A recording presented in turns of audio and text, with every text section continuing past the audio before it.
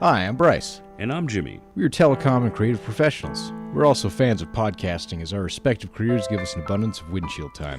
While there is a podcast for just about any obscure topic you can think of, there was no regular podcast pertaining to Montana politics. And that is why, with our combined powers, we are Montana Voices Podcast. We strive to be an independent voice for all issues pertaining to Montanans and Montana politics. We also strive to be very forthcoming with our personal biases as we attempt to see beyond them. Montana Voices Podcast does not operate in a vacuum. We need your support, whether that be listening to our cast, providing us feedback, sending us conversation topics, sharing our content, or providing financial support. We look forward to a long career in podcasting with your added assistance.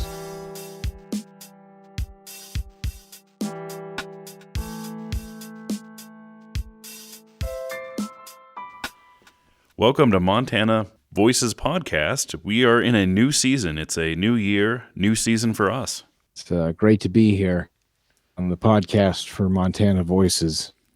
Voices, plural. There's, you don't even want to cast them any shade or Montana Voice There's Podcast. Two of us. We recognize no other podcasts within the state. And I've listened to other podcasts, and the other ones that are trying to ride our coattails to the top, I assure you we have much better audio quality. No expense was spared here. Pretty certain we have a better uptime too overall. Yeah, we were honest about our deployment date. Was it 20? Has it been 5 years? When did we start doing it? 2017 or 2018? It's been a bit. We'll have to go back and look at the timestamp on episode 1. We can flex at a later time. Let's get back into business here. Absolutely. Business. Yes, business. Our website, montanavoicespodcast.com. Check it out. You can see all of our episodes on there. You're probably there right now listening to this. If you want to hit us up with any questions, concerns, if you'd like to be on the cast as a guest, give us an email. Our email address is going to be montanavoices@gmail.com. Hit us up at Twitter at Montana_voices. Facebook account is at Montana Voices Podcast. You can find all of our episodes on YouTube just by searching for Montana Voices Podcast. Excellent. Well, new year, new legislature, new season, and our Republican-dominated legislature has been busy at work this season so far. The trans bills, those didn't go anywhere. Voted down the other day. It's on the list later. We'll get to that. But let's get to our old news first. We talked about partisan news hacks like the Montana Post, and I think there was a right-leaning one that we looked at that was terrible as well. We were protecting timberlands. We were talking about aquatics in Great Falls. Dane's being very concerned about Georgia, but has backed off on that because he doesn't have a spine. We're keeping masks in Missoula and some other places. Police being inefficient. Food trucks. Something about the school district and guns. It passed the House. And there's a metal drummer senator now, I guess. We already talked about the metal drummer, I thought. Oh yeah, this is the 2 episodes ago. It's hard to keep track. Old season, on to the new stuff, clean the slate. But the trans bills, this is new as of today, or late today. They got voted down in Montana. So I guess personal freedom is no longer limited in that regard. And the federal government, Biden signed an executive order on that subject, or is looking to enact legislation on that, about the trans folks. So that's a interesting flex Montana's trying to do, despite our... Well, I can see why they want to try to fight the federal government, as per usual, but interesting flex they tried to do, but somehow couldn't get it through, even a Republican Senate and a House. So they're as functional as the Democrats. I feel as if we're going to see a whole lot more of, not treading upon mentality within the state here, now that we've got a new administration. Yeah, not treading upon, but interesting how the definition of treading and the limits of other people's rights is how they want more government intervention involved in this one specific issue, sports and the treatment for gender dysphoria for minors. I have to clarify for minors, important distinction there. They never told you couldn't be trans or get treatment or changes for that. They said you couldn't do it until you're 18. God. I think it's ridiculous that we have to have laws for this stuff. But I'm not sure how big of a problem it is in Montana. I think I made that point before. It's a legislation in search of... Is it to a point that we can't just make a few exceptions for the couple of cases that we got kids questioning their best wording here. Yeah, I guess I understand why they would be So concerned uneducated. for something as serious and consequential as your sexual identity or your gender identity, excuse me, and sexual identity often, obviously goes with that. Try not to trip over my words, Bryce.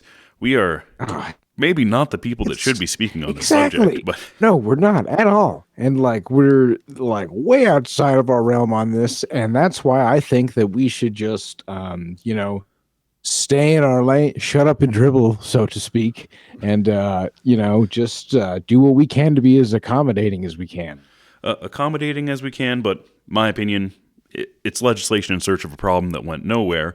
I don't want more governmental oversight in medical decisions for minors. Certainly, the concern was that minors, 12 or 14-year-old doesn't understand what life is, and they're making decisions to go through a sex change. I think that was the concern. And looking at what the representative said about this, it had some he called it barbaric, he called it mutilation. He just really hates trans women or converted women, I guess. If you're a boy that goes to a woman, he absolutely hates you, is from what I read from any interview I heard from this guy. So, Usually, the mentality you see with people that push this kind of legislation, well, but it's absolutely targeting know, boys who are transitioning. I yeah, imagine he no is doubt. less concerned the other way, but using terms like that, I don't want government in this field. Even if I understand why there might be an inkling of concern, I think I might let the medical community decide what's best on that. And actual doctors who know how to doctor and stuff. Jury's out on that Yeah. after COVID hit there. We're all, isn't it amazing how everyone just stepped back and said, whoa, hold up there. Virologists, what do you think? You're some sort of specialist on infectious diseases or something, Yeah, well, I know quite a few virologists, more than I ever thought. Who knew? I Is work that with the some of term, them. virologist? Epidemiologist, virologist. Epidemia. Well, there's virologist is a thing, I believe. So it's amazing how many experts we come out of the woodworks. Oh, yeah, no, everyone's an expert when it comes to, other people's life choices and lifestyles, but not their own. Oh, It's amazing the types of, it's amazing how brave people can get without leaving their basements. amazing. And there's certainly sort of pandering on both sides. I've known people that were staunch on the left and were just really driving home the masks and really talking about social distancing. But when it's convenient for them, they aren't walking their own talk. And there's definitely people on the right that have done that as well. I know far too many that are quick to tell other people how to wear their masks or not wear their masks or tell us how effective masks are, while they have the comfort of doing so from their basement and having not left their home, which is, I think we should let the people that are out in the thick of it decide how to best protect themselves, honestly. Yeah. Must be nice, being able to make that statement while, being alive and shit. Other people don't get that royalty Oh, is it because they die. 400,000 now? It's a lot. I can't keep track of the death count. Well, let's move on to a pipeline because we're back on the pipeline. We're back on the anti-pipeline. It's certainly going to be challenged through courts, but Biden has stopped the pipeline, which is right next to Montana. And part of it does go through Montana, so it's cut. And Does it go through reservation land in Montana, or is it going through like Broadus? Broadus. I mean, who cares about Broadus? There can be an oil spill in Broadus, and Say everyone within the Montana section of this is probably just all for it. well, that area definitely, indeed. So for a number of reasons, I've been speculating there's going to be an increase in gas prices, $4 or $5 a gallon this summer, provided a vaccine actually works and we're allowed to leave our homes once again. That would be nice. But if that happens, I think we'll make up for our lost fossil burning days and get right back on it. Exxon, Conoco, British Petroleum, all of them. Buy your stocks now. And from what I've found, the people at the bottom support gas and oil. Certainly, people that actually work in gas and oil are saying that same thing. But people that are in more of a management role, or people that I know that aren't just the roughnecks on the ground, the boots on the ground, can see the silver lining in this. They're like, well, gas is going to be $5 a gallon. Let it happen. Reducing the pipeline doesn't reduce the demand. And Americans have a very short attention span because it seems like every other car on the road is an F-350 in the Walmart parking lot on 40s. And Well, that's just it, though. This isn't going to, make the world a more cleaner place at all. It's just going to make Mr. Buffett all the more. Well, I get. Hey, we'll get to Mr. Buffett. This could benefit. This could benefit us, Jim. Well, I sure hope so. I'm doubling down on oil stocks for sure. We all know Mr. Buffett and Mr. Soros paid the bills around this place. We're waiting on the check. I'm told it's in the mail. And come on, Soros. I know you're good for it. Just. But that is a point I was liking to make because people on the right are quick to associate Warren Buffett with this. And in the past, he has been a supporter of the actual Democratic candidates. He supported Hillary. He supported Barack. But in this last election, he took a step back. He still did his maximum contribution to the Democratic Party, which I think was only like $3,600. But he refused even point blank to endorse or even suggest Biden at all. So that's an interesting departure for him. Maybe Biden feels that he had some cash shone upon him, and he is looking to correct that by getting in Buffett's good graces again with cutting a pipeline. Maybe they got into a disagreement at a party or something. I always wonder about that too. Be interesting to be a fly on the wall for some of that stuff, I think. Well, our people are on it, and Canada's upset about this. Alberta, or Albertistan, which is a different country than the rest of Canada, is upset about it. And Trudeau is actually threatening to sue Biden and the federal government to make him reverse that decision. And there are some that are speculating that we could be in a trade war with Canada coming up. They're like right next to us. That is a unfortunate events. So is Mexico, but look how we talk about them. Also right next to us. Not paying for that wall either, are they? Yeah, the wall was shut down as well. One of the 30 executive orders that have come out in this last week. Oh, they shut it down, huh? Yep. They're not tearing it down, but they're not building the wall. So the wall will still eventually get built. We'll get another president. We'll get a Republican president in 2028, and he's going to want to build the wall. They'll just start it up again. So, but how effective incomplete walls are, I mean, you just walk around it.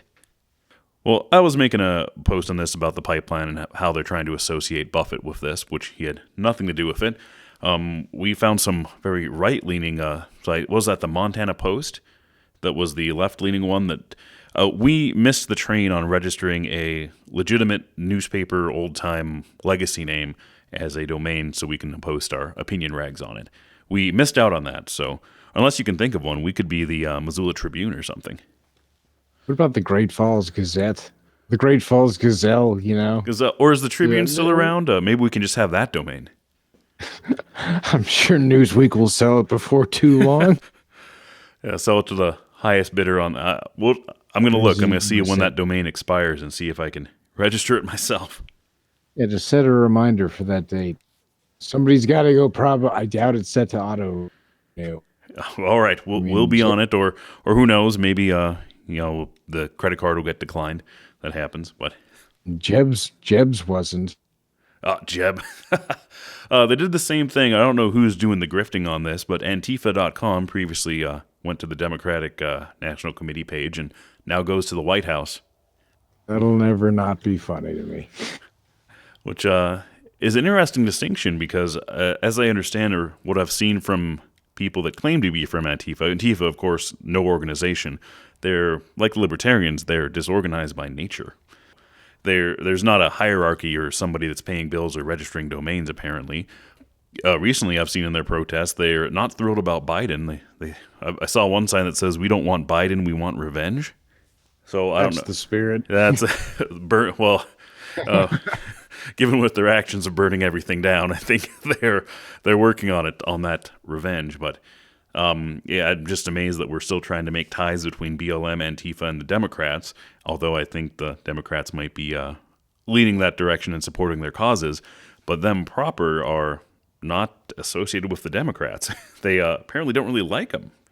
And that sort of goes back to Malcolm X, Bullet or the Ballot, where he basically complains about Democrats saying one thing, saying they support black equality, but then getting stagnated and voting even for the opposite cause at times. Things haven't changed since the 60s, apparently. Enough on the Montana Daily Gazette. We'll move on to something about... Well, let's get to your content here, Bryce. I put a few things from the Montana Daily Gazette on here, and it's all junk. They're going on about the pizza parties and Democrats are pedophiles and all that. So, oh God, here, Lincoln Project guy. He's their article and a lot of articles coming from this sort of regurgitation tank are painting the same picture that top Bullock aides have been arrested or are being pedophiles, or the Lincoln Project guy, which is I believe did donate and probably had a sub PAC on behalf of Bullock, but you're not allowed to be associated with a PAC or a super PAC. That's against campaign finance laws. There was some activity that definitely did support Bullock. But to call him a donor or his top donor and to try to make an association, they're trying to pull wool over people's eyes that don't know any better, because you can't do that. No one probably whom is running the PAC would, even if he ran into at a dinner party, he would probably leave, because that is a big no-no and somebody will find you out. So that has to happen behind closed doors, apparently.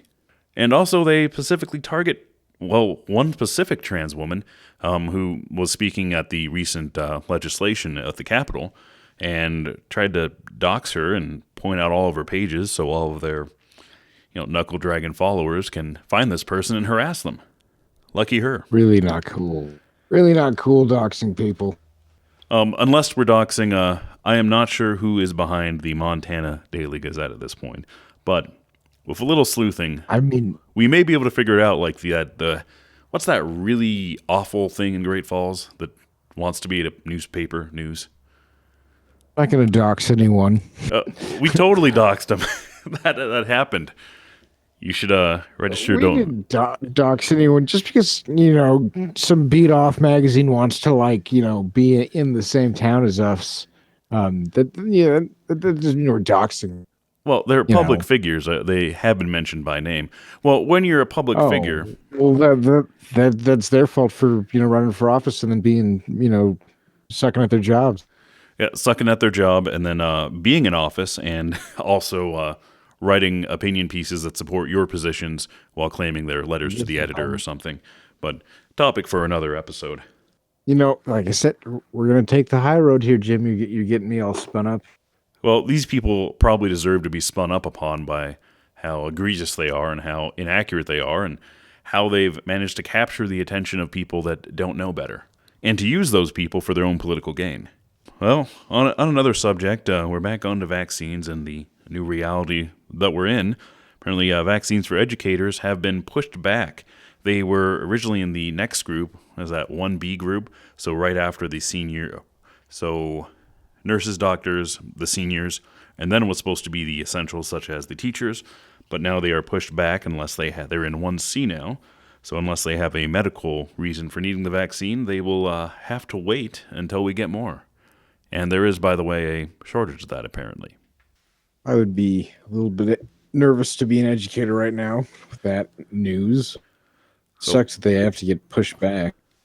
Well, I understand the argument, you can see, that's with Republicans and not liking education, or to make it more difficult. And it just seems like a basic thing to support our teachers, although they may not be the necessarily most vulnerable population, although I think it's pretty diverse. I'll bet DeVos probably tried to get it canceled for people or for educators altogether. Oh, what is DeVos doing nowadays?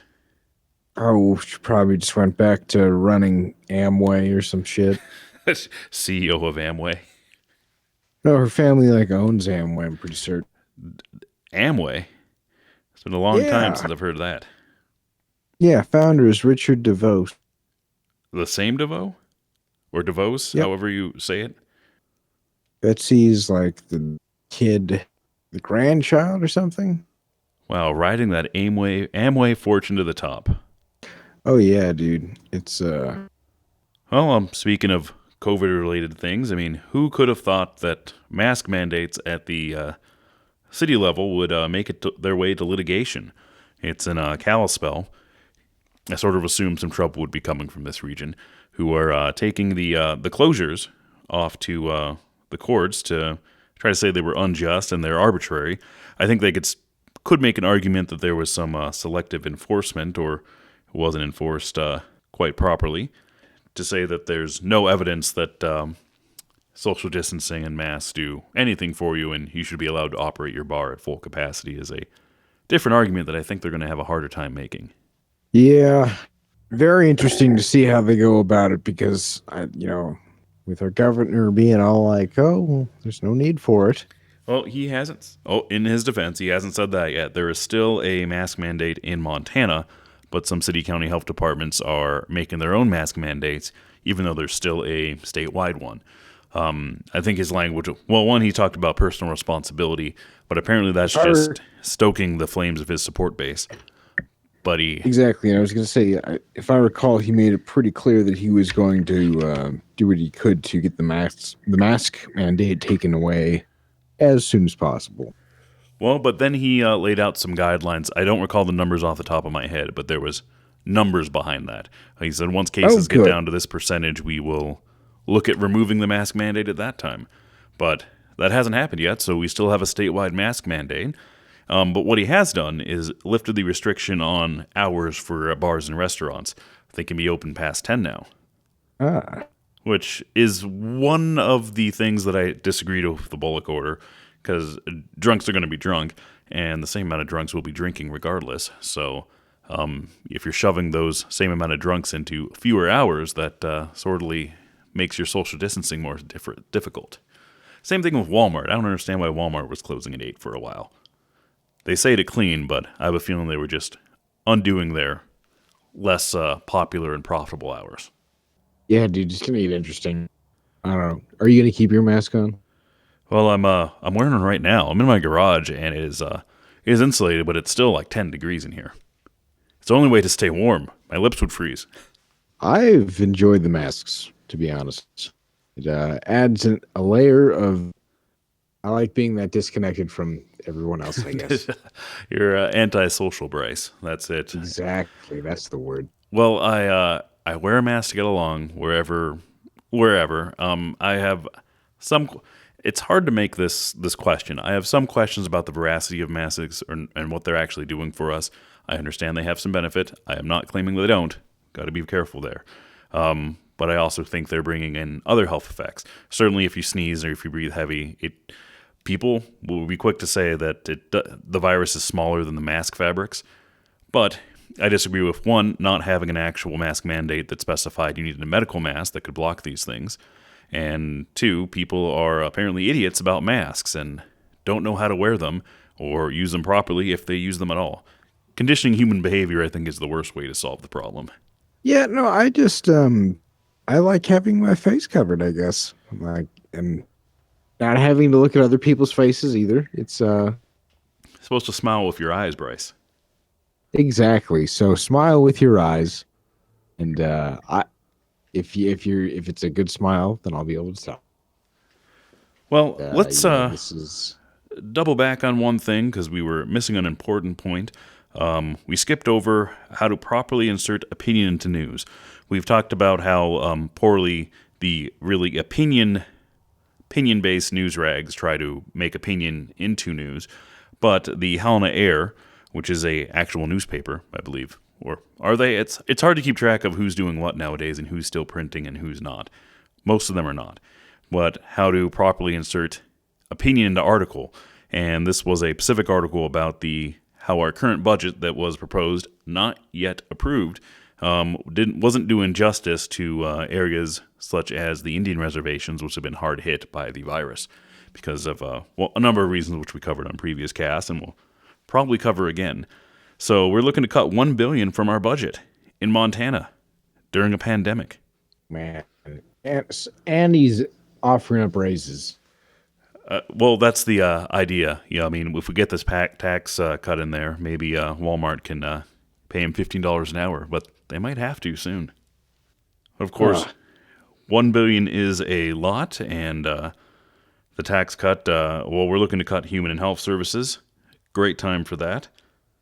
And they also inserted legislation for how they tabulate that. They want to consider the 2019 budget as the baseline for health and human services, not 2020, even though this is the budget for 2021, 2022, even though there is a pandemic in our foreseeable future. So to go back, we had a bit of a budget crisis in 2017 and 18, and Bullock had to come in and do some sweeping cuts and everything, including health and human services.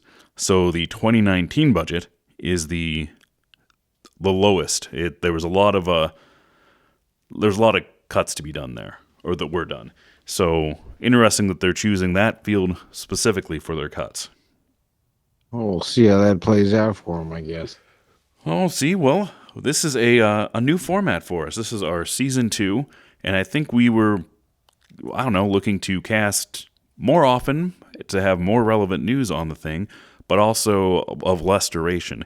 Turns out people don't listen to an hour and a half cast, or at least that's what my data shows. Or maybe we just really start to dollygag after 30 or 45 minutes, because I think 30 minutes was that sweet mark. Oh, man. We had a lot of resolutions. Had to cast more. Lose weight, cast more. Earlier. Oh, yeah, too. We are doing this in the middle of the night. You're likely seeing this on Wednesday or after, but it's not even 11 yet, Bryce. Yeah, finally. But, geez, man, it feels like it's 3 in the morning right now. Well, we're getting old, so let's get this one in the books, and then listen to Season 2, Episode 1 of Montana Voices Podcast, the only Montana Voices podcast. Got it. Website, of course, montanavoicespodcast.com. You can hit us up on our email with any questions, concerns, or if you'd like to be a guest on the show, montanavoices@gmail.com. Our Twitter handle is going to be @Montana_voices. Our Facebook is @Montana Voices Podcast. You can find all of our episodes on YouTube by searching Montana Voices Podcast.